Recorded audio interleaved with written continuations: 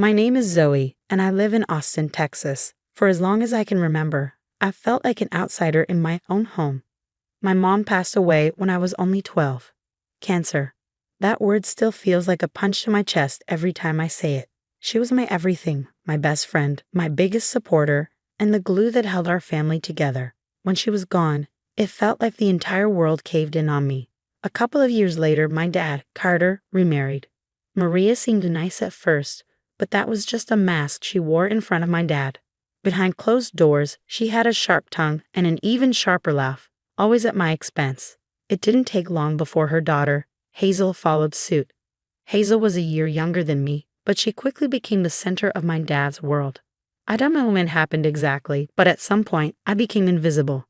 My dad was so enamored with his new family that he didn't notice how they treated me. Maria would undermine me every chance she got, while Hazel enjoyed taking little jabs, stealing my clothes, rolling her eyes whenever I spoke, and turning every situation into a competition she made sure to win.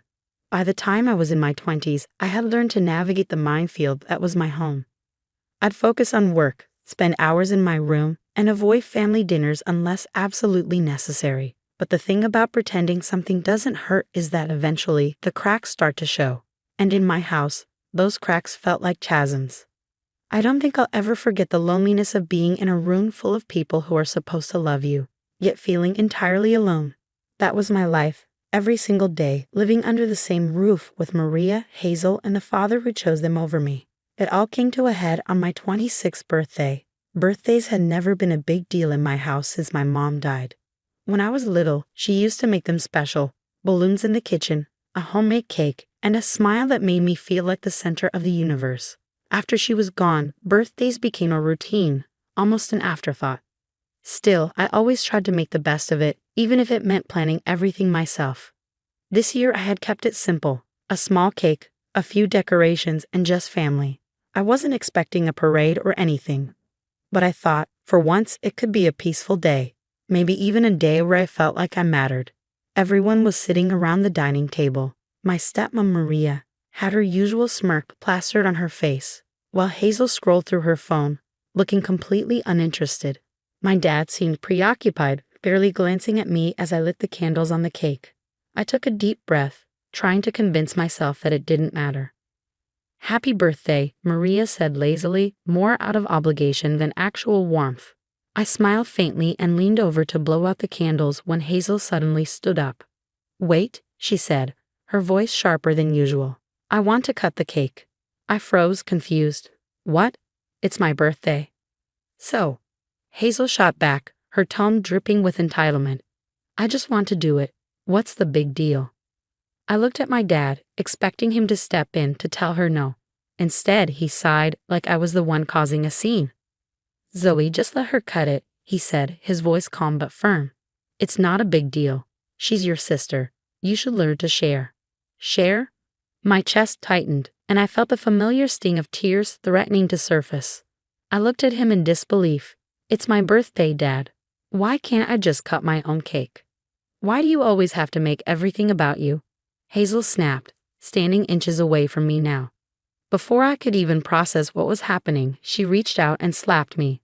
Hard. The sound echoed in the room, and for a moment I couldn't move. I could feel the heat rising in my face, not just from the sting of her hand, but from the sheer humiliation.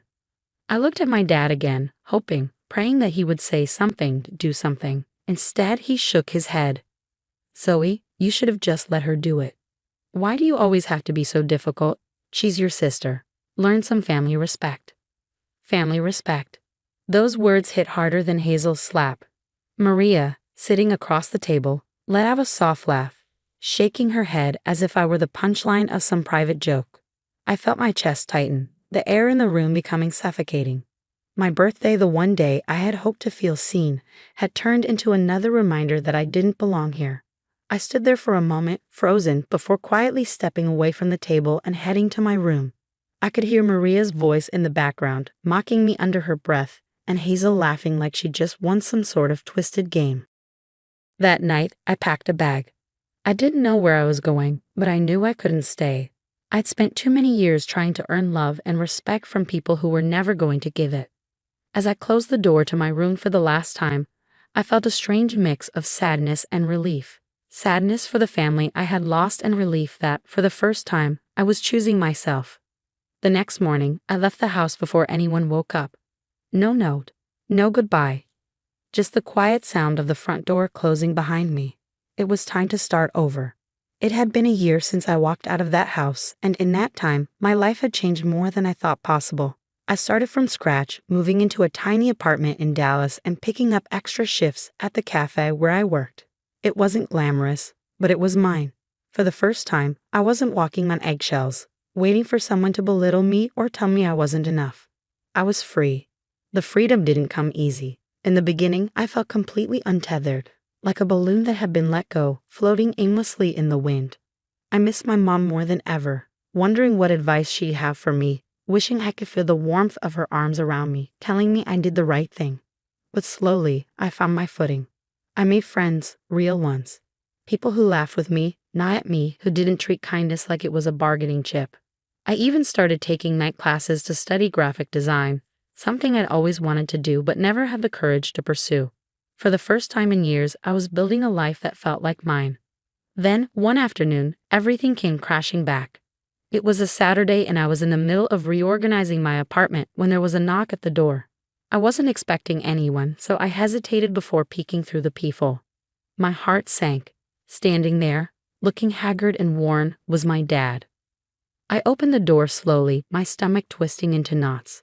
"Dad?" "Zoe," he said, his voice cracking as if just saying my name was painful. "I need your help."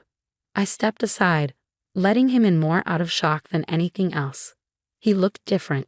His usually well-groomed hair was messy, his clothes wrinkled, and there was a desperation in his eyes that I'd never seen before. "What's going on?" I asked, keeping my distance. He sat down on my couch, burying his face in his hands. "Maria and Hazel, they kicked me out. They said they're done with me. I don't have anywhere else to go, Zoe. Please, I just need a place to stay until I figure things out." I stared at him, unable to speak for a moment. All the memories I had tried to bury came flooding back. Every time he dismissed me, every time he defended Maria and Hazel while I was left to fend for myself.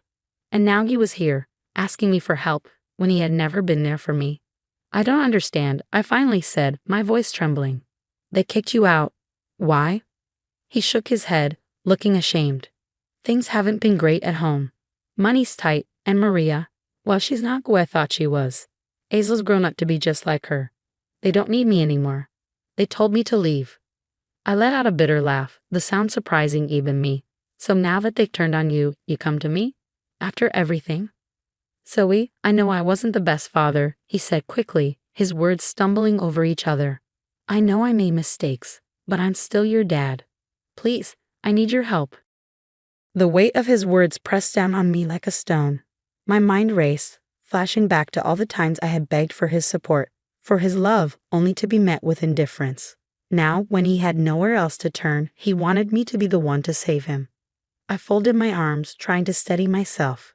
"You need my help now? Where was this concern when I needed you? When I was begging you to stand up for me, to see me? You chose them every single time. You told me to learn some family respect, remember? So why don't you go to your respectful family for help?" "Zoe, please," he said, his voice breaking. "I made mistakes, but I'm still your father. Don't turn your back on me." The audacity of his words hit me like a slap. Turn my back on him. That's exactly what he had done to me, over and over again. I took a deep breath, my hands shaking. "You know, Dad, for years I wanted your approval so badly. I wanted to feel like I mattered to you. But you made it clear that I didn't. You chose them every time, and now you're here, asking me to save you because they don't want you anymore. I'm sorry, but no. I've built a life for myself, a life without the constant pain of being overlooked and dismissed. I'm not going to let you back in just to tear it apart again." His face crumbled, and for a moment, I almost felt sorry for him. But then I remembered the years of hurt, the nights I cried myself to sleep wondering why I wasn't enough. "I can't help you," I said firmly, stepping toward the door. "I hope you figure things out, but you're going to have to do it without me." I opened the door, waiting for him to leave. He hesitated, his shoulders slumping as he stood up. He looked at me one last time, his eyes filled with regret. "I'm sorry, Zoe, I really am. I didn't respond. I couldn't. I just watched as he walked out, closing the door behind him. As soon as he was gone, I felt a wave of emotion crash over me. Anger, sadness, relief. But most of all, I felt strong. For the first time in my life, I had stood up for myself, and it felt like reclaiming a piece of me that had been lost for so long. After my dad left, I sat on the couch in silence, staring at the door. My emotions were tangled, a mix of sadness, relief, and a strange, unfamiliar pride. I had spent most of my life chasing his approval, hoping for some acknowledgement, some proof that I mattered to him. But now I realized I didn't need it. I wasn't that scared, insecure girl anymore. The one who tiptoed around the house, afraid of saying or doing the wrong thing. The one who swallowed her pain to keep the peace. That version of me had been left behind the day I walked out of their house. The life I had built wasn't extravagant, but it was mine. I had surrounded myself with people who valued me for who I was, not for what I could give them or how much I could tolerate. My friends were my family now, the kind of people who would show up at midnight if I needed them, who celebrated my successes and held me up when things got hard. I thought about my mom and how proud she would have been. She always told me to stand up for myself, to never let anyone make me feel small. For years, I hadn't believed her words, but now they felt like a lifeline. Later that evening, as the sun dipped below the horizon, I grabbed a sketch pad and started drawing. Graphic design had become more than just a career goal for me. It was therapy, a way to pour my emotions onto paper. I wasn't just creating art. I was rebuilding myself, piece by piece. As I sketched, I felt a sense of peace wash over me. For the first time in years, I wasn't weighed down by the expectations or judgments of people who didn't truly care about me. I was free. I thought about my dad, about how lost and broken he had looked. A part of me felt sorry for him, but I knew I had made the right choice. Letting him back into my life would have been like reopening an old wound that had finally started to heal. I had spent too long putting other people's needs above my own. That night, I went to bed feeling lighter than I had in years. I didn't need their approval or their love anymore. I had found something better, myself. The next morning, I woke up early, the sunlight streaming through my windows. I made coffee, opened my laptop, and dove into a new project for a client. It felt good to be working on something I was passionate about, something that was mine. As the day went on, I found myself smiling for no reason at all. I wasn't just surviving anymore, I was living. And for the first time, I truly felt like I was exactly where I was meant to be.